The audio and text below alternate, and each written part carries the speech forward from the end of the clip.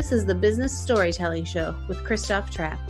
Name a top 20 storytelling podcast and a top 5% podcast globally, Christoph chats with thought leaders and experts to share tips and tricks that can help you tell your company's stories better to drive business results. Available wherever you listen to podcasts, live streamed on major social media channels, and part of the DB&A television network, available on most U.S. television sets and streaming on Roku and Amazon Fire. Here's Christoph with today's episode. Let's go. Let's go, business storytellers. Hey, how's everyone doing? Today we want to talk about flying private and what is involved. How do you do that? Very timely topic for me because I'm heading out to Europe on a trip. I'm not sure if it would be feasible to fly private to Europe, but I'm on the upper deck of a whatever that is, Airbus A380 on British Airways. But you know what? Time is money, right? And certainly when you are flying private, maybe you can do it quicker. Maybe you can get there more comfortably. So today we want to find out what goes into that. And I'm joined by Travis Lamance. He's an aviation entrepreneur based in Texas. So really excited to talk about the topic and find out why we might fly private. When does it work? When does it not work? Does it work from little bitty airports like where I live in Cedar Rapids, Iowa? I don't know. Let's find out. Travis, welcome to the show. Thanks for having me. Nice to see you. So kind of give us the overview here of why should people even think about flying private and who is it for? I mean, sometimes, when I think of flying private, I'm thinking The Rock. Yeah, that's generally the first thing that comes to mind is the celebrities and the rich and famous. And that's part of my mission is to bring some education and awareness to the world that they're not the only ones that have access to these tools. So there's just about any size of business can afford to do it in one way or another. And we're just happy to educate people on the different methods to get that done, whether it's owning your own aircraft or doing some charter work or something in between. And there's lots of solutions there. Lots of solutions. And certainly we see people on TikTok all the time talk about what's the best way, what's the best jet for a specific route, if I'm flying from here to Chicago or wherever it might be. So how do you, give me some of the advantages of what's good about flying private? I mean, the thing that comes to my mind certainly is, right, I don't have to stand there in line. And I used to fly all the time, so it's not like I board on group 9 anyways. But, even if you board group 1 or 2, you're still standing in line. You're still waiting. So what are some other advantages to flying private? Well, if you just imagine, almost everybody's been through the experience of an airline. And even when it's working appropriately, you still have to go through the TSA process, check your bags, go through the terminal, wait for their schedule. God forbid you're late and then you miss your flight and got to start over. All of those hassles go away when you're operating privately. So you just go to the FBO, which is basically the airplane gas station. You just pull your vehicle right up to the airplane. The pilot will help you load your bags. Of course, there's security questions and stuff, but nothing complicated or complex. And then you get directly on the aircraft on your schedule whenever you're wanting to go. And so if your business meeting runs long or you want to spend a couple extra hours at the beach before you blast off, it's on your schedule and not on someone else's schedule. So you can dictate some of those terms. And then if you need to change routes, if you're not tied into a fixed airline ticket where they are taking you to a set destination, if you decide, hey, we need to add this other meeting over here, or we want to stop and have dinner over here on our way home. That's totally within your control to decide your destiny. And that's where a lot of the benefit comes in, is the freedom of choice and the freedom of flexibility that aligns with what your needs are and not with the needs of the airline. Of course, that is very true. But it comes all back to the payoff, right? So if I'm just flying around, I'm going on vacation or whatever. I mean, certainly maybe it's more convenient, right, to fly private and whatever. But if I'm out here having a big business meeting or whatever, I mean, I remember actually business meetings we've had before, and somebody had to change their flight because the next part of the meeting, which was unexpected, just kind of happened, and they had to change their flight and totally worth the money, right? To change whatever. Yeah. In that time, they still had change fees. I don't know if they still do them today or not. But how do you like? How do companies justify or explain that it's actually much better to fly private? And then is it like your jet by yourself, or is it like you have multiple people flying private on the same jet? Yeah, and there's both things that can happen. And so if you're a company that's looking to take, between 6 and 10 executives somewhere and do a couple of meetings, by the time you start adding up all the fees to get those executives on the airlines for their tickets, plus the cost of rental cars and hotels for multiple days, when you can condense that all down into one day, you got to do your internal evaluation of um, the finances on what it's worth for those guys to be out of the office for those extra days versus getting it all knocked out in one day and potentially being able to visit multiple locations in one day. And then you're traveling with your group of people that so obviously with the COVID stuff that has been going on there, that's been a big concern and drove a lot of private traffic that they don't want to get around a bunch of other people and be in the proximity of people they're not familiar with. And then just the overall flexibility of being able to adjust on the fly for whatever they need. And if you're flying we've operated a lot of King Airs, and if you operate a King Air 200 to fly 6 executives to a couple of meetings, it's never going to be the same price as an airline ticket, but it's not substantially more expensive whenever you're distributing it across a load of people like that. And then if you have, there's 2 of you and the airplane carries 8 passengers, there's definitely the flexibility there to try to crowd fund that flight and share those costs with other people, especially if you're going into a popular destination. If you're, trying to get into Austin or Dallas or any of the bigger metro areas, there's always people trying to get in those areas, and you can generally crowd fund a flight like that.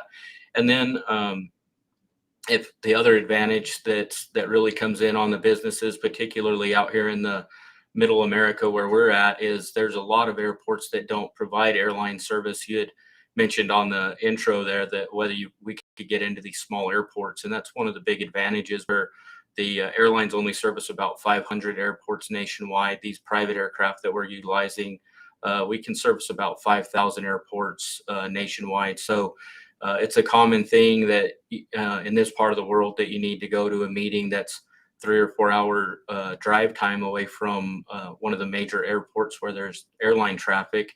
And so you got to land and drive 2 or 3 hours to your meeting. And then you get there either early and spend the night, or you get there tired and worn out and not refreshed and ready for your meeting. So there's a lot of those ancillary things and side benefits that come in whenever you're doing the cost benefit analysis on what makes sense to accomplish that. And we also deal with a lot of aircraft owners that are business owners that they only need the airplane, once a month, twice a month, something like that. And then they participate in a program with us where we dry lease the airplane and we go out and put it to work and fly other people around for the rest of the month that they're not using it, to help them recapture the cost of that aircraft and make it a viable asset for them. What's interesting to me is people do forget about the driving time. I mean, it's sometimes if I'm going to London, but yeah, and then you land at Heathrow and you still have to drive an hour to get wherever you want to go. And even maybe a little closer example than London is, Toronto. That airport is not super close either. But if you're on a private jet, you just land right there on the riverfront, which is a beautiful landing to begin with. I think Kansas City is similar too. They have their airport. I don't know where the new airport is, but it wasn't super close to the center of town. But they do have an executive airport where a smaller aircraft can land right there in the middle of town, right? So you save a tremendous amount of time. Now, when it comes to time, though, where do you draw the line? Where is it important? Is it executives only? Is it like, do we go down to middle management? I mean, I think, especially in today's world, where productivity matters. I mean, you do have to think about the time for a lot of different people, not just the president, even though certainly that's a priority. But is it suitable for teams? I mean, before you answer that, I just thought of that earlier when we were talking. The Penn State wrestling team chartered, or they flew private to Iowa City for the wrestling match or game, whatever it's called, against Iowa. And these are Right. sold out in Iowa, right? I mean, it's like Yeah. 17,000 people. So if you don't get here, like, there is an impact. And Yeah. so I was talking to one of the flight attendants later on, and she says, well, just do the math. It totally adds up, right? It totally makes sense. You got like whatever, 15 wrestlers, a couple coaches and whatever. And, to get them here, I mean, you might as well just fly in private. Why wouldn't you? Yeah, absolutely. And we've encountered a lot of those things where it's not the exact. I use that example a lot of the executives, but frequently it's not. It's usually or frequently a lower tier person that's trying to solve a problem. We deal with a lot of agricultural and oil and gas people out here, and they have a plant that goes down, and they have a technician that needs to get out there to provide some kind of expertise to get that plant up and going. Those people call all the time. Hey, we need this guy hauled out to this location as soon as possible, and we can very frequently get them there far faster than any airline and waiting for a ticket and all that kind of stuff. And if they have a plant shut down or have some big malfunction going on that they need an expert out there for, it's worth far more than the cost of the flight to get them out there. And then we run into a lot of things where, hey, we're doing a demo for this product out here, and our demo model's not working, so we need another one brought out. So we have to go somewhere and pick somebody up and haul them with demo products out to something like that. And those things happen all the time, and they're a great place that private companies can look at to gain value and save overall money depending on what the situation is. What's interesting to me too is how does scheduling work? Let's talk about that for a little Yeah, bit. And like I mentioned, I'm going to Europe pretty quick here, and when we booked, it was middle of the road expensive, and right. now it's out of this world expensive. And so it kind of goes over all over the place. For Is when sure. you travel privately, do you need to book further in advance? How does that work? It's a little bit of both, and part of it depends on your personal flexibility for what you're trying to accomplish. If you have some very specific, strict days that you need to be somewhere, the further you book it in advance, the more likely you are to get your specific time slots and days that you need. If you're just looking for a general window where I need to leave within these couple of days and come home within these couple of days, what can really be advantageous from a pricing perspective on that is empty legs. So unlike the airlines where they go to the same cities and follow the same route all the time, we go where the people need to go, and so we end up in a lot more random places. So if you just need to get from A to B within a certain window, there's a good chance that we'll have an aircraft in that area that will be flying home empty because we went and dropped off a load of passengers, and now we have to deadhead somewhere else. And it's better to capture some revenue off of that than no revenue. So we advertise those empty legs and push those out to our customers and make them aware of them, especially when we know customers fly a particular area frequently, and they can often jump on those empty legs at a vastly discounted rate from what the regular fee would have been. But as far as booking months out versus near term, saving a huge amount of money on your specific time, it's not super flexible in that way. It's our rates are pretty set where they need to be, whether you're booking ahead of time or not. So the main advantage of booking early is just ensuring that you get exactly what you want on the aircraft type and the dates and times, because we have a large variety of aircraft, from small single engine turboprop aircraft all the way up to large cabin class aircraft like you would imagine the Rock flying on. The rock goes on. Now, you mentioned earlier that sometimes it makes sense to just get your own jet. And depending how much you travel, I mean, I used to travel all the time. At what point does it make sense? I mean, if you have team members traveling every day of the week or every week, maybe that's more, the math starts adding up. But at what point do you kind of get there to invest in your own jet? Yeah, Generally speaking, if you are flying 100 hours or less per year privately, you're probably going to be better off chartering. If you go over 100 hours a year of private flying, then there's a good chance you'll be better off owning. There's some variables that go into that we always have to account for, such as the asset itself. These aircraft are not cheap. And so it's a major cash expense, which, depending on your situation, could be a good thing or a bad thing. There's a lot of our people, a lot of the owners that are involved with our group that need the depreciation on the asset, but they don't want the asset just to sit there and collect dust. So they go and buy the aircraft even though they don't have a huge need for it, and then they dry lease it back to us, and we help them offset their cost of, the pilot's insurance, hangar, all the scheduled maintenance, all this that's going to happen whether it's flying or not. And so it makes it a viable thing for them to own. Meanwhile, they get the benefit of any depreciation available. There's a lot of tax advantages that can be had there that we're happy to point you in the right direction on that if that's something that works for somebody. And then if you're just strictly needing it as a utility tool for moving your people around, then you just get into the calculation of how many people are you moving, how frequently, and how far. If your average flight is 2.5 hours and you're only moving 5 or 6 people at a time, then twin engine turboprop would probably suit you really well. If you're going from the Midwest to either of the coasts on a regular basis, you probably need some kind of a light jet. And if you're trying to move more than 10 or more people on a regular basis, you probably need a larger cabin class aircraft. So there's a lot of variability. Yeah. And what's interesting to me too is you were talking about the smaller airports, and when I'm thinking about traveling out of Cedar Rapids, as well as that actually works, a lot of times, one CEO said to me one time, "Hey, did you fly here direct?" And I said, "No, you don't fly anywhere direct, right?" No. Like when I went to Mumbai, you go from here to Chicago to London to Mumbai, and that's, it's not quite that bad if you're in the US, but it's still 2 hops minimum. So the advantage is too, if you're in these smaller cities or not the larger metro areas, that you can actually get in and out of there much quicker. You don't have to wait. You don't have to hop. You don't have to do any of those things.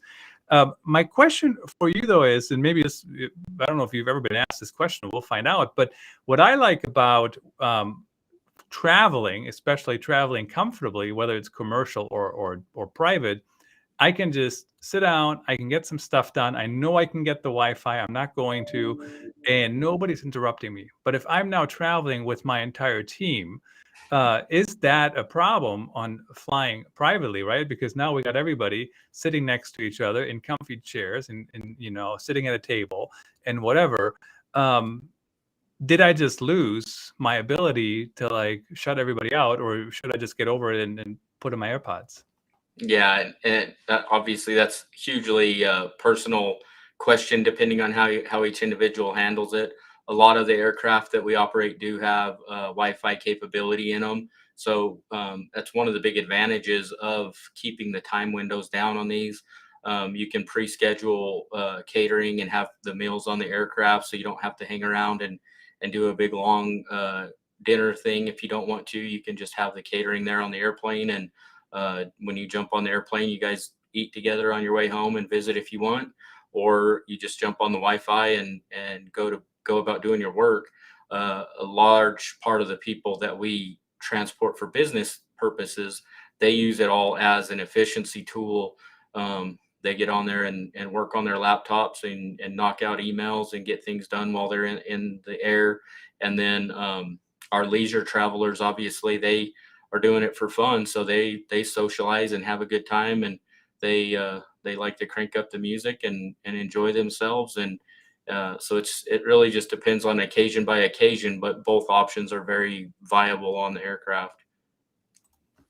It always depends on what the goal is. And what you just mentioned, I didn't even think about the whole catering thing, but how much do companies pay when, I used to remember when I would have 8 people at the airport, right? And we're all eating at the airport restaurant. And I don't, no matter even what the catering costs, but if you just move that entire meal to the aircraft, number one, you're already on your way home, or you're already on your way wherever you're going. And number two, you're not having that outrageous bill in hand. And I think some companies overthink that sometimes. I mean, I remember, I know some companies, they say, well, you can't have a pass for the club at the airport, right? Right. And I'm like, look at the numbers. Like, you save money because you buy that membership. Because if you don't have the membership, every time you are at the airport, you spend $100 for, a medium-sized meal. And if you have a membership to the club, you just go to the club and you don't have that big meal. And at some point, it totally, you're making money. I mean, that would be a hill I'm dying on. How about, so you made the case, flying private, but how about, how do you even get started? How do you know?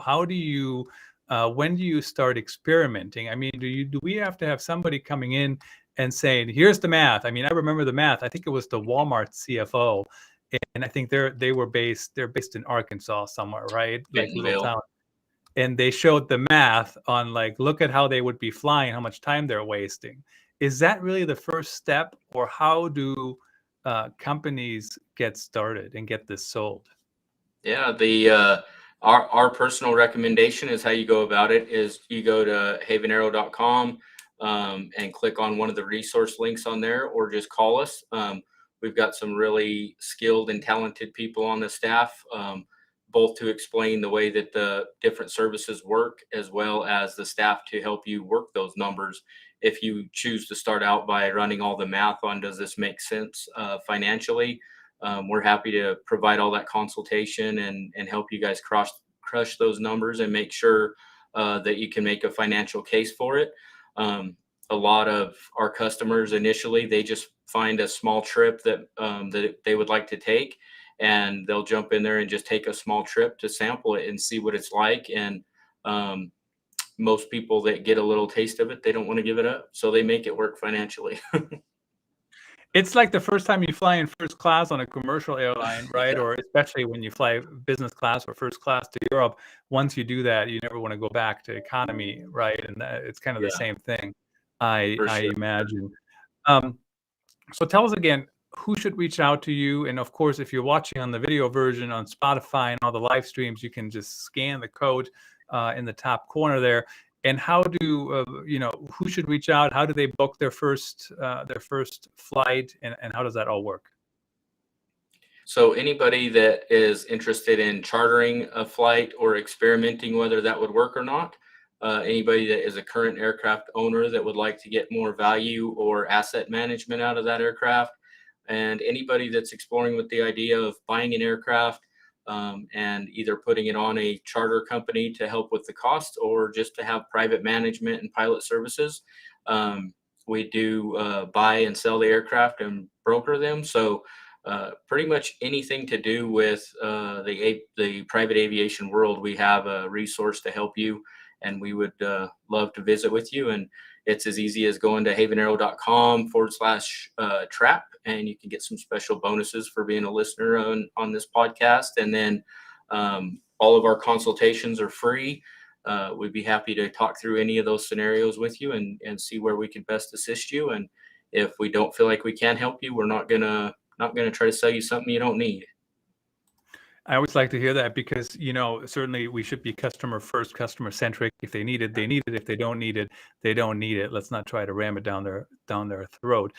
In a company though, who comes to you? Like, who has the most success in moving this forward, if I put it that way? I mean, certainly if I'm the lead traveler, and I'm up high in the chain, I might be able to put a stake in the ground and move it forward. But typically, who is the person that moves it forward? Or is it the travel manager at a big company, or how does that look? Well, what usually seems to transpire in our experience is that some urgent need will pop up, and the leadership of the company will start having a meltdown about figuring out how to solve this urgent need. and it usually gets pawned off to either a mid-level manager, an executive assistant, a personal assistant, something like that. And they're oftentimes the ones that make first contact with us, and they'll reach out and be like, hey, this XYZ happened, and I need to get my boss out to this location and in a very quick time frame. Can you help us? And that's a really common scenario of how it gets started. So we'll jump through the hoops and figure out a way to get them where they need to be and solve that immediate need for them. And then the leadership team, whoever's involved that goes on that trip, then very frequently comes back and says, hey, that really saved us, that helped us.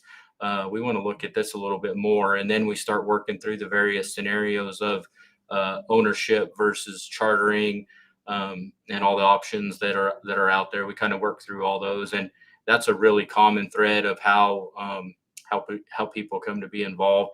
In addition to that, we get the guy that he owns company A and has an aircraft, and guy from company B goes on a trip with him and sees all the benefits from it, and then he calls me and he says, hey, my buddy owns company A, and I just went on his airplane, and man, that was great. It really helped in all these ways, and I want to get involved with that. And then we start working down the line from there. So those are the two most common threads that we see on that.